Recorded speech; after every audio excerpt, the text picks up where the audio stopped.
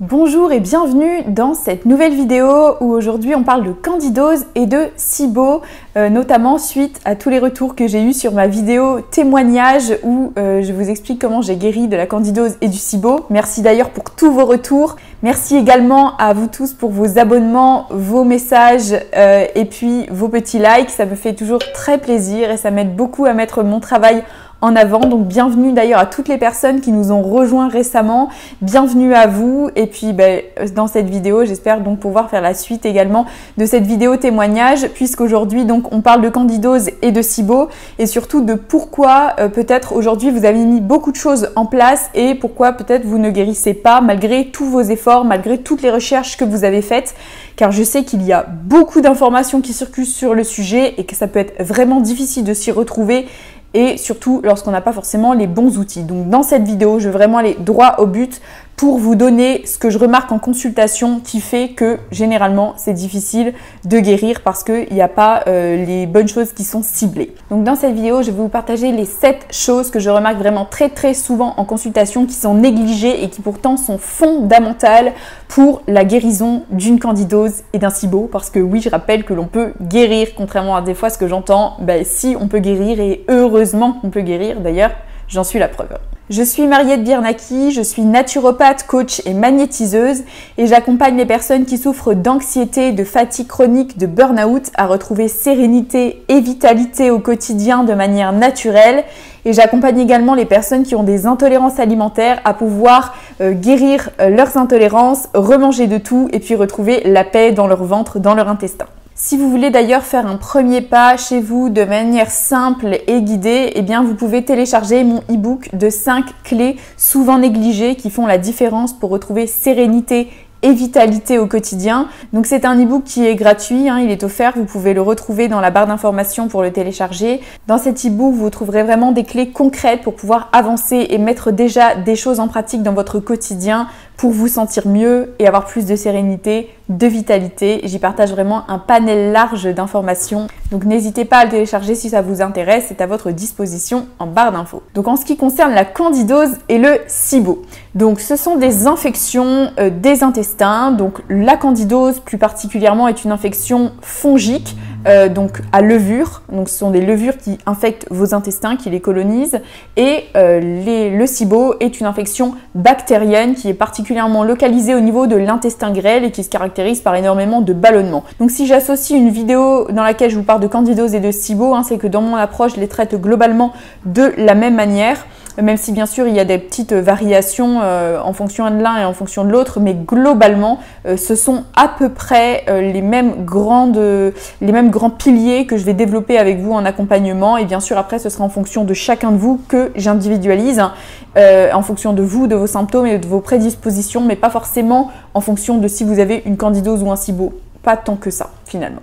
Et donc la candidose et le SIBO se caractérisent par beaucoup de symptômes particulièrement au niveau digestif, donc des ballonnements, des gaz qui peuvent être parfois même très malodorants. Vous allez avoir également souvent des intolérances alimentaires, des douleurs abdominales, beaucoup d'aliments que vous n'allez pas digérer, souvent qui s'associent également à des allergies respiratoires, qui s'accompagnent souvent également par des symptômes psychologiques comme de l'anxiété, parfois même de la très grande anxiété, qui peuvent même aller jusqu'à la déprime.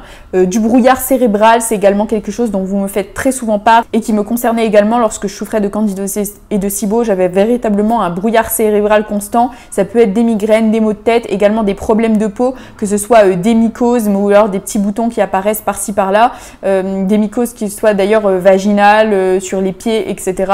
Un éventail assez large de symptômes finalement qui peuvent être divers et variés suivant les personnes pour la même cause, donc qui est cette infection intestinale. Ce que je remarque souvent, c'est que vous avez peut-être fait des recherches et que finalement c'est toujours un petit peu les mêmes choses qui reviennent et à mon sens elles passent vraiment à côté des causes fondamentales, raison pour laquelle aussi ça peut vous empêcher de guérir, même si, je rappelle, la candidose et le SIBO sont des infections qui peuvent être longues à traiter. C'est un déséquilibre de la flore intestinale qui ne se résout pas en 2 minutes, d'accord? C'est assez long, ça va pas forcément mettre qu'une semaine à guérir, même si je vous le souhaite, mais en tout cas, moi, je l'ai jamais vu en consultation. On est plutôt de l'ordre sur des protocoles de plusieurs mois, donc il faut bien en avoir conscience également par rapport à tout ce que je vais vous dire là. Donc, la première erreur que je vois vraiment très souvent, c'est de se concentrer uniquement sur l'alimentation.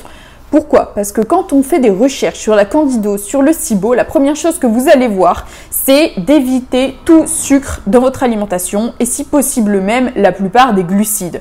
Donc voilà, sur le moment c'est très tentant parce que ça paraît assez simple à mettre en œuvre. Oui, c'est restrictif, oui, ce n'est pas forcément quelque chose qu'on a envie de faire, mais finalement enlever des choses de son alimentation, ça a un côté aussi assez facile et accessible à chacun. Donc c'est souvent ce que je remarque, la chose vers laquelle vous allez essayer de vous tourner. Sauf que moi, j'émets vraiment un gros bémol par rapport à ça. Le premier, c'est que votre corps, il a besoin d'énergie pour pouvoir fonctionner, pour pouvoir aider votre système immunitaire et pour pouvoir combattre l'infection. Parce qu'il faut bien voir que si votre système immunitaire il n'a pas d'énergie, vous n'allez pas combattre efficacement l'infection. Que si vos organes digestifs sont affaiblis, vous n'allez pas combattre efficacement l'infection. Or, l'énergie, elle vient principalement des glucides dans l'alimentation. Donc, ce n'est pas la seule source, mais c'est la source principale d'énergie et la source qui demande le moins d'efforts à votre corps pour être utilisée. Alors oui, bien sûr, les glucides et les sucres particulièrement rapides aident à nourrir l'infection, c'est vrai. Mais n'oubliez jamais que vous avez le même carburant.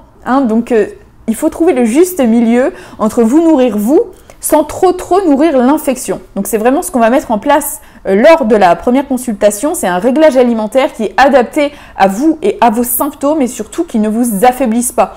Parce que ce que je remarque souvent, c'est que si vous êtes quelqu'un qui n'avait pas spécialement une restriction alimentaire par le passé, en mettant en place ce type de régime, vous allez perdre énormément de poids, bien souvent, de manière rapide et sur le moment, peut-être même que vous allez en être content, ça peut arriver que je vois des personnes en consultation qui en sont contents, mais vraiment, je vous invite à vous méfier parce que une fois que ce poids est perdu, c'est finalement aussi de la force vitale que vous perdez et donc ça, c'est beaucoup plus long ensuite de guérir de la candidose et du SIBO lorsque vous êtes affaibli.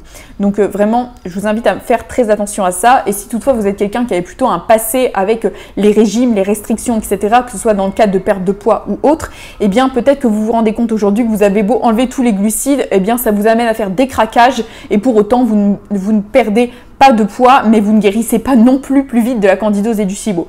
En tout cas, pour ma part, je n'ai jamais vu des personnes guérir de la candidose et du SIBO en adoptant simplement un régime alimentaire ultra restrictif, mais ça, de toute façon, on va y venir par la suite. Et ce que je voulais vous dire aussi sur l'alimentation, c'est que je ne vous blâme pas du tout en disant ça. Je l'ai fait moi-même, c'est parce que j'ai fait cette erreur aussi que je vous la partage aujourd'hui, et surtout que je sais que c'est très tentant parce que quand on diminue le sucre et les glucides, on va mieux, en fait, on se sent mieux, et ça permet de retrouver sur le moment de l'énergie parce que en fait on nourrit moins l'infection.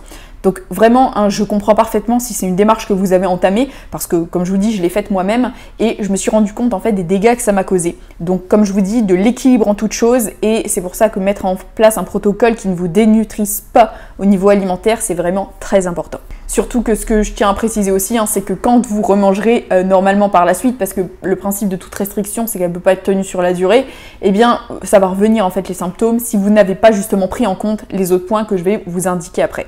La deuxième chose vraiment très fréquente que je remarque dans le traitement de la candidose et du SIBO qui durent, qui sont lents, voire qui n'avancent pas, eh bien c'est que vous avez une vitalité physique basse. Alors, une vitalité physique basse, soit parce que vous êtes stressé chronique, fatigué chronique depuis très longtemps, peut-être que vous avez un travail qui vous épuise, une vie de famille qui vous fatigue, etc. Peut-être que vous avez beaucoup d'hyperactivité mentale. Donc voilà, peut-être que vous avez déjà un terrain qui est assez fatigué, que ça fait des années que vous n'êtes pas bien dans votre vie, etc. Et donc finalement, cette infection, est comme étant aussi opportuniste, eh bien s'installe sur un terrain faible. Et donc si vous ne remontez pas cette énergie vitale et qu'au contraire, peut-être vous tombez dans l'erreur, la première erreur que je vous ai mentionnée, et qui est le fait de restreindre beaucoup votre alimentation et notamment vos glucides, eh bien en fait votre énergie vitale elle va pas monter. Or cette énergie vitale elle est indispensable pour pouvoir faire fonctionner correctement vos organes parce que souvent en fait ce que je remarque dans les consultations c'est que la candidose et le SIBO s'installent sur des terrains qui sont affaiblis, qui sont fatigués physiquement mais aussi mentalement, beaucoup d'épuisement mental et épuisement chronique. Donc encore une fois, c'est pas forcément la seule raison. Souvent vient se coupler à ça d'autres causes comme des causes médicamenteuses, des prises d'antibiotiques, etc. Mais bien souvent aussi, hein, si vous avez fait des prises d'antibiotiques répétées, c'est peut-être aussi que votre système immunitaire dans ce cas-là, il était déjà assez faible et que vous attrapiez un petit peu tout ce qui passe ou des infections à répétition.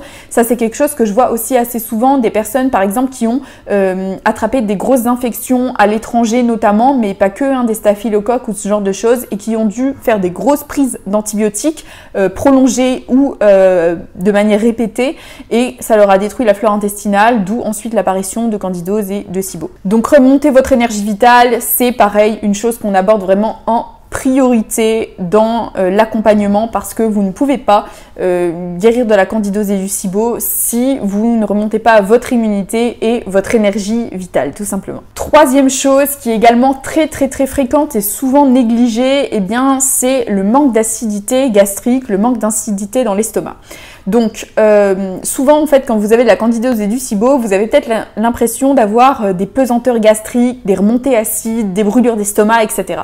Et en fait ce qu'il faut bien comprendre, c'est que dans ce cas-là, bien souvent malheureusement, hein, parce que vous allez voir que c'est une des causes aussi de la candidose et du SIBO, eh bien vous peut-être allez vous tourner vers votre médecin pour pouvoir avoir des médicaments anti-acides, ou tout du moins en faire part à votre médecin qui va vous conseiller ça. Donc les fameux inhibiteurs de la pompe à protons, donc qu'on appelle les IPP, qui sont des médicaments vraiment très communs, hein. Si vous avez des médicaments anti-acides de ce type, il en existe tout un tas sur le marché qui coupent en fait l'acidité gastrique. Alors ce qu'il faut bien comprendre, c'est que bien souvent, et ça vraiment c'est malheureux en fait que ça soit pas plus connu aujourd'hui, hein, c'est que les brûlures d'estomac viennent très souvent d'un manque d'acidité gastrique et non pas d'un surplus. Pourquoi? Parce que souvent en fait quand vous avez un manque d'acidité gastrique, eh bien votre clapet au niveau du haut de l'estomac se referme pas très bien, et donc vous allez avoir en fait des petits jets d'acide qui vont sortir alors que ça ne devait pas normalement, ce qui fait que ça va vous brûler la muqueuse de l'œsophage qui est très fragile et très sensible, et normalement il ne doit pas y avoir d'acide à cet endroit. Donc vous avez l'impression que c'est vraiment le feu là-dedans, que vous avez beaucoup trop d'acide, alors qu'en réalité vous n'en avez pas assez, et c'est une des raisons pour laquelle vous avez des brûlures. Autre chose aussi, quand vous n'avez pas assez d'acidité gastrique, eh bien vous avez des parasites qui commencent à s'installer, parce que l'acidité gastrique, elle est centrale pour pouvoir bien digérer. C'est elle notamment qui coupe les aliments protéiques. C'est pour ça d'ailleurs que la plupart des intolérances alimentaires vont commencer par des aliments protéiques, comme la caséine du lait, le gluten, le blanc d'œuf, etc., les oléagineux également. Ce sont les principales causes d'allergènes, hein, même s'il n'y a pas que ça, c'est un des facteurs principaux, en tout cas moi que je remarque sur le terrain, hein, qui font en sorte que il y a un manque d'acidité gastrique. Et donc dans ce cas-là, vous allez avoir aussi des parasites qui s'installent, parce que l'acidité gastrique est vraiment très acide, et elle désinfecte littéralement vos aliments et ce que vous mangez. Et donc si vous n'avez pas assez d'acidité, eh bien il commence à s'installer petit à petit une infection, ou tout du moins une dysbiose, et donc en fait ces parasites vont manger un petit peu de vos aliments en même temps que vous, et quand ils digèrent ces petits animaux-là, eh bien ils rejettent des gaz, d'où des petites bulles d'air en fait qui peuvent vous faire des rots ou des ballonnements, des paies, etc. Et en fait ces petites bulles de gaz vont remonter par le clapet de l'estomac, vraiment ça va faire hop, blop, comme ça un petit peu, et vous allez avoir des petites bulles qui vont remonter, sauf qu'il y a un petit peu d'acide avec ces bulles, et en fait ça, de la même manière, ça va irriter la muqueuse de votre œsophage. Donc si vous prenez des antiacides, eh ben c'est complètement en fait aggraver la cause, et bien souvent c'est là que s'installent véritablement les candidoses et SIBO sévères. Surtout que l'une des principales causes de manque d'acidité gastrique, eh bien, c'est le stress chronique, parce que le stress impacte directement la bonne production d'acidité dans l'estomac. Donc c'est pour ça que là, encore une fois, c'est un point central en consultation de rétablir la bonne production d'acidité gastrique, et puis également de pouvoir gérer votre stress, même si ça, c'est quelque chose qui vient un petit peu après, puisque comme je le disais, il faut d'abord remonter l'énergie vitale et mettre en place un protocole alimentaire qui soit adapté à vous. Donc ça, c'est vraiment quelque chose qu'on fait plutôt dans un second temps. Donc la quatrième cause que je retrouve vraiment souvent en consultation, donc c'est peut-être un petit peu moins fréquent, ça dépendra des personnes, mais qui est quand même suffisamment fréquent pour que j'ai envie de vous le partager aujourd'hui, parce que si ça c'est pas traité, parfois c'est l'une des causes principales de votre candidose ou votre SIBO, eh bien c'est l'hypothyroïdie. Et parfois vous pouvez peut-être avoir déjà fait des examens thyroïdiens, et j'ai déjà eu cas plusieurs fois en consultation de personnes qui ont fait des examens thyroïdiens, qui ont fait des dosages de TSH, et tout est normal, donc ben voilà, il n'y a pas d'hypothyroïdie avérée. Cependant, la personne présente tous les symptômes d'une hypothyroïdie, à savoir de la frilosité excessive, de la prise de poids inexpliquée ou de l'impossibilité de perdre du poids malgré les régimes très restrictifs qu'elle a mis en place avec la candidose ou le SIBO. Donc tout ça, c'est vraiment quelque chose que je remarque souvent en consultation, ce terrain un petit peu général de l'hypothyroïdie. Et pourquoi je vous dis ça? Parce que l'hypothyroïdie, en fait, c'est très corrélé au manque d'acidité gastrique. C'est un petit peu l'un entraîne l'autre, et comme je vous l'ai dit, sans bonne acidité gastrique, on ne peut pas guérir la candidose et du SIBO de manière durable, en fait. Donc ça, c'est vraiment un point central également que de travailler sur votre thyroïde. Donc ça dépend en fait des personnes, mais lorsque je remarque ça en consultation, c'est un axe sur lequel je vais également mettre l'accent. La cinquième chose vraiment super importante aussi que je vois en séance, c'est l'envie de partir en guerre contre l'infection. C'est « ah, je vais les éradiquer, ces mauvaises bactéries, ces mauvais champignons, vraiment, je vais leur taper dessus, et puis une fois qu'ils vont partir, voilà, ils m'embêtent tellement, parce que voilà, les symptômes de la candidose et du SIBO sont vraiment très difficiles à gérer au quotidien, et quand on se rend compte qu'on a ça, vraiment, c'est... Enfin, moi, je sais que quand je me suis rendu compte que j'avais ça, je me suis dit ah, mais quelle horreur, je veux leur taper dessus, quoi, je veux qu'ils s'en aillent. » Et donc, c'est légitime, hein, en même temps, c'est très légitime, et en même temps, je mets un gros bémol. C'est-à-dire que, comme on l'a déjà vu un petit peu lors des précédents points, la candidose et le SIBO sont bien souvent des conséquences. Hein. Ce ne sont pas des micro-organismes qui se sont installés chez vous par hasard. Ils sont installés chez vous parce qu'il y avait un terrain confortable. C'est parce qu'il y avait un canapé qui les attendait pépère, quoi. Donc si vous leur tapez dessus, ce sera plus eux, mais ce sera leurs copains qui vont venir, parce que le canapé est toujours aussi confortable, si vous voulez. Donc il faut d'abord s'atteler à pouvoir rendre le canapé moins confortable avant de pouvoir se dire je suis guérie de la candidose et du SIBO, parce que sinon il y a de fortes chances en fait que ça revienne si vous rétablissez pas justement la bonne acidité gastrique, si vous mettez pas en place le régime alimentaire qui est nécessaire, même si ce régime alimentaire, hein, je le répète, il doit être ponctuel le temps de la guérison, c'est pas quelque chose à garder sur la durée, encore une fois, vraiment pas. Si c'est le cas, c'est que vous n'avez pas été suffisamment à la cause. Si vous sentez que dès que vous reprenez une alimentation plus classique, eh bien ça revient, c'est que la cause n'a pas été trouvée. D'accord? Donc ça, c'est vraiment ce qu'on voit aussi dans la première consulte. Essayez de comprendre pourquoi vous avez ça. Même si la candidose et SIBO sont la conséquence, et donc vous pouvez être plusieurs à avoir la même conséquence, pour autant vous n'aurez pas forcément la même cause. Et donc ça, c'est vraiment ce qu'on essaye de comprendre aussi à travers l'accompagnement. On va très en profondeur pour essayer de comprendre dans la genèse de votre trouble, où est-ce qu'il vient, pour vraiment mettre le doigt sur sa cause profonde. Donc pourquoi je vous disais que ça peut être dangereux justement de partir en guerre contre l'infection? Eh bien, si vous partez comme ça en guerre contre l'infection, vous risquez de taper sur internet antimicrobien naturel, antibactérien naturel, etc. Et ce que je vois bien souvent, c'est qu'en fait vous êtes tombé par exemple sur l'huile essentielle d'origan, sur des choses comme ça très très très puissantes, et que ça vous a provoqué une grosse réaction qu'on appelle de die-off, ou autrement appelée aussi réaction d'Alzheimer. J'en ferai sûrement une autre vidéo d'ailleurs, parce que c'est vraiment quelque chose d'important, qui vous a rendu encore beaucoup plus malade, dans lequel vous avez peut-être eu des migraines atroces, des diarrhées, voilà, vraiment des trucs horribles. Moi je sais que j'ai eu plusieurs réactions d'Alzheimer, hein, parce que j'ai fait les erreurs que je vous dis aujourd'hui. C'est aussi pour ça que je pense que c'est important de le dire, parce que en fait ça fatigue énormément l'organisme. Déjà, comme je vous dis, si la cause elle n'est pas traitée, vous payez un die-off entre guillemets, et ça va revenir. Enfin, certainement, même si je vous le souhaite pas, il y a de fortes chances que ça revienne si la cause n'a pas été traitée. Et en plus, le die-off, ça peut être dangereux. Pourquoi je dis ça? Parce que le die-off, c'est signe que vos organes émonctoires, donc vos organes qui sortent les toxines de votre corps, donc en l'occurrence, là, c'est surtout l'intestin et le foie, hein, qui vont être aux premières loges, et souvent c'est en lien avec une surcharge hépatique. Si votre foie il en peut plus toutes les toxines qui circulent, parce qu'il faut bien comprendre, c'est que quand vous tuez des bactéries ou des champignons, eh bien ils libèrent à leur mort des toxines très très très virulentes qui doivent être traité par votre foie, et si celui-ci n'est pas suffisamment armé, donc c'est-à-dire que dans la candidose et SIBO, on protège toujours le foie pour éviter justement ce type de problématique. Votre foie, il en a déjà marre de traiter au quotidien les toxines issues de la vie des micro-organismes, mais si en plus, maintenant, il se prend les toxines issues de leur mort qui sont encore, qui est vraiment plus massive, bah là, forcément, vous avez une réaction d'Alzheimer. Donc c'est important de pas forcément partir comme ça, bille en tête, en guerre contre l'infection. Et justement, là, on en arrive aussi à mon point 6 qui est à l'inverse, donc toujours de la mesure en fait, à l'inverse, ne tombez pas dans l'excès inverse de vous dire bah, l'infection va partir toute seule si jamais je mange super bien, parce que je vois des sites qui disent ça, si vous mangez sans aucun sucre, que vous avez une alimentation soi-disant parfaite, je rappelle au passage que ça n'existe pas, eh bien vous allez guérir de la candidose et du SIBO, voilà, c'est parce que vous mangez mal que vous avez... Alors non, c'est pas vrai, c'est-à-dire que moi en consulte, je vois quasiment jamais des gens qui mangent ultra mal et que c'est la cause de leur candidose et de leur SIBO en fait, ça n'arrive quasiment jamais, je me souviens même pas d'un cas où ça a été le cas.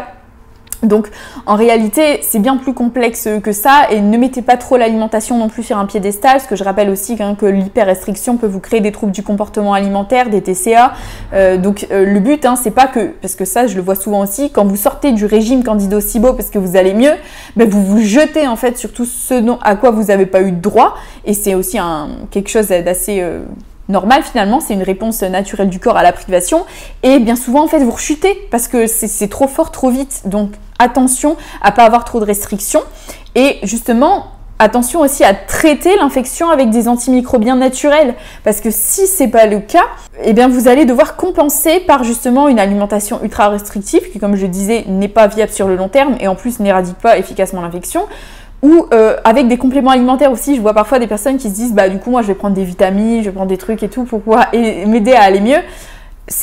Pourquoi pas, c'est pas un mauvais réflexe, mais en même temps ça suffit pas. Ce sont des infections qui sont très adaptables, très malines et qui savent se mettre en dormance. C'est-à-dire que si vous vous restreignez par exemple alimentairement parlant, et ça vraiment je l'ai expérimenté sur moi-même, moi au début j'étais vraiment dans ce délire-là, de me dire puisque quand j'ai arrêté de manger tous les sucres machin, eh bien je me sentais mieux, donc ponctuellement, je rappelle ponctuellement, je me sentais mieux, eh bien je me suis dit puisque ça marche, pourquoi ne pas continuer? Donc j'ai continué dans ce processus, sauf que je ne traitais pas l'infection, donc je me disais c'est en train de partir, tant mieux, mais sauf qu'il y a bien un moment où il fallait que je remange, enfin je veux dire je ne pouvais pas rester sans remanger.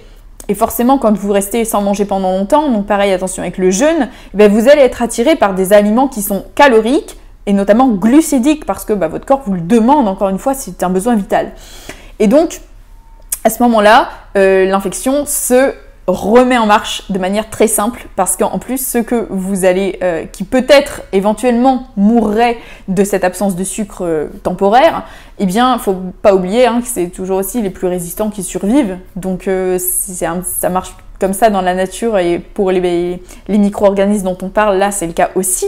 Donc, la candidose et SIBO, c'est vraiment très adaptable et sont aussi capables de muter. Et c'est ce qui produit d'ailleurs pas mal d'intolérances alimentaires, mais ça j'en ferai aussi sûrement une autre vidéo, parce que la candidose notamment peut se transformer en champignons filamenteux qui vont percer la barrière intestinale. Donc en fait elle passe aussi dans le sang. Donc ça franchement il faut des antifongiques naturels. Ça c'est indispensable et donc ça justement on consulte. C'est quelque chose que l'on met en œuvre, mais pas tout de suite. Comme je vous l'ai dit, on protège d'abord vos organes, on remonte l'énergie vitale, etc. Ça vient dans un second temps. Et surtout des antifongiques aussi qui ne vont pas abîmer votre foie parce que les huiles essentielles, moi je suis vraiment pas fan. En interne, c'est très lourd à tolérer. Et surtout, en candidose et en SIBO, vous avez le foie déjà souvent bien fatigué. C'est pas du tout une bonne idée les huiles essentielles, donc on va plutôt partir sur d'autres produits naturels qui, là, encore une fois, ça va être adapté en fonction de vous, de vos symptômes et de vos organes à soutenir en priorité. Je vais pas proposer le même protocole à tout le monde. Et donc le 7e point qui est également fondamental, c'est de soigner votre constipation et de rétablir une bonne chasse biliaire. Donc autrement dit, d'avoir un foie et une vésicule biliaire qui fonctionnent bien. Donc le foie et la vésicule biliaire sont des organes qui sont de pair, donc l'un fonctionne avec l'autre. Donc c'est important de soutenir ce couple foie-vésicule biliaire pour pouvoir traiter efficacement et en profondeur l'infection. Notamment parce que le SIBO, la candidose peut-être un petit peu moins, mais le SIBO particulièrement est souvent lié à un manque de chasse biliaire. Pourquoi? Parce que quand vous avez en fait un manque de chasse biliaire, la bile lubrifie vos selles. Donc si vous n'avez pas assez de chasse biliaire, eh bien vous avez souvent de la constipation qui va avec. De la constipation, même si vous mangez des légumes, même si vous faites de l'activité physique, voilà, vraiment ça ne veut pas sortir ou alors ça sort par toutes petites crottes et vous avez l'impression toujours de ne pas aller jusqu'au bout aux toilettes même si vous avez envie d'y aller. Donc ça, c'est typiquement le genre de constipation qui vient d'un manque de chasse biliaire. Et donc ça, c'est vraiment très important de pouvoir rétablir en fait cette bonne chasse biliaire pour pouvoir éradiquer la candidose et le SIBO, parce que le SIBO notamment se situe dans l'intestin grêle, comme on l'a vu, et la bile s'écoule au niveau de l'intestin grêle par les canaux biliaires. Et donc la bile est aussi une substance qui est très désinfectante, un peu comme l'acidité gastrique, hein, comme on l'a vu avant. Et bien la bile aussi, elle aide à faire en sorte qu'il n'y ait pas trop de bactéries dans l'intestin grêle, parce que normalement c'est pas le lieu, il doit y en avoir, hein. Normalement la flore intestinale, elle est surtout dans le côlon. Et donc dans l'intestin grêle, si jamais vous avez trop de bactéries parce qu'il n'y a pas assez de bile qui vient vraiment désinfecter cet endroit, eh bien c'est la porte ouverte au SIBO. Donc c'est pour ça que le foie est un organe central à soutenir et non pas à cravacher, parce que des fois je vois des personnes qui font des détox du foie. Attention, quand vous avez la candidose et SIBO, ça doit être modéré et ça doit être peut-être pas en première intention, surtout si votre candidose et votre SIBO sont importants. Parce que la détox du foie, au contraire, veut dire cravacher un animal malade. Donc vous vous rendez bien compte que généralement, c'est pas viable sur le long terme. Donc si on doit résumer cette vidéo, comme vous l'avez compris, il est indispensable de pouvoir mettre en place d'abord un régime alimentaire qui soit adapté à vous, mais pas en tombant dans l'excès de la restriction, et d'aller en profondeur comprendre quelle est la cause de votre infection. Avez-vous pris des antibiotiques? Avez-vous une mauvaise chasse biliaire? Avez-vous une hypothyroïdie? Avez-vous un manque d'acidité gastrique? Avez-vous un stress chronique? Avez-vous vécu un burn-out, une fatigue chronique? Peu importe, en fait, il y a plein de causes, et pour deux personnes qui viendront me voir avec quasiment les mêmes symptômes, eh bien, je ne proposerai pas le même protocole. C'est vraiment individualisé parce que vous n'avez pas la même cause, vous êtes une personne unique. Et donc ça, c'est vraiment ce qu'on voit lors de notamment la première séance, hein, comme faire ces choses-là, et puis par la suite, eh bien, traiter l'infection. Donc j'espère que cette vidéo vous a aidé à y voir plus clair sur la candidose et le SIBO. Si vous n'avez d'ailleurs pas vu ma vidéo témoignage de guérison, je vous la remets dans le petit si vous voulez aller la visionner. Et n'oubliez pas que vous pouvez également télécharger dans la barre d'infos mon e-book pour avoir des clés concrètes pour pouvoir avancer, pour retrouver de la sérénité, de la vitalité dans votre quotidien. Vous pouvez également me retrouver en consultation donc sur mon site marietbiernaki.com, et vous avez d'ailleurs un petit appel qui est offert que vous pouvez réserver si vous voulez faire un bilan avec moi en vue de commencer un accompagnement. Voilà, je vous remercie de votre écoute. Vous pouvez liker la vidéo si elle vous a aidé, vous abonner pour ne pas louper les prochaines vidéos. Dites-moi d'ailleurs en commentaire si vous avez déjà testé des choses pour vous sortir de la candidose et du SIBO et ce que ça a donné pour vous. Je vous remercie grandement de votre écoute. Je vous dis, prenez bien soin de vous. On se retrouve très vite.